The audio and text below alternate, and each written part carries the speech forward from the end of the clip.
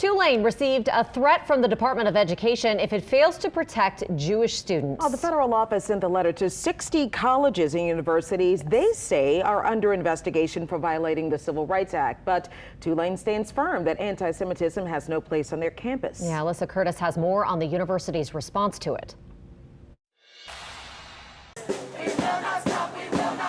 The October 7th attack on Israel and subsequent war with Gaza sparked protests on college campuses all over the country, including right here at Tulane.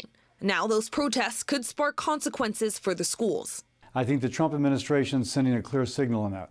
This is ridiculous. Monday, the Department of Education sent a letter to 60 colleges and universities threatening repercussions if they fail to protect Jewish students, citing violations of the Civil Rights Act. Those repercussions are unclear. In a statement posted to the DOE's website, recently confirmed Secretary of Education Linda McMahon said the department is deeply disappointed that Jewish students studying on elite U.S. campuses continue to fear for their safety.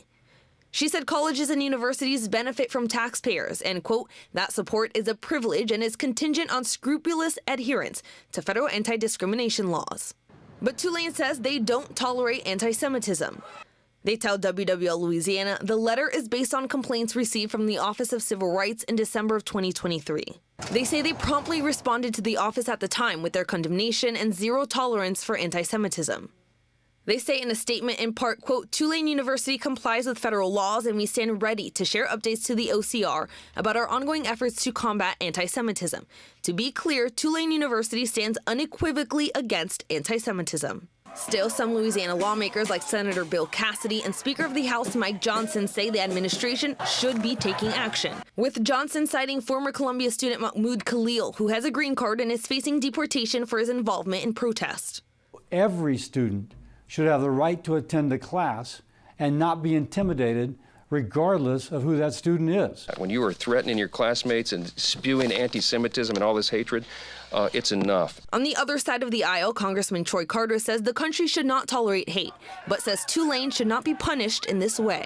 And I think we have to be very careful with this slippery slope of challenging our democracy when we disagree with something.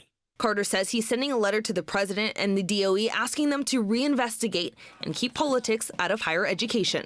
Alyssa Curtis, WWL Louisiana.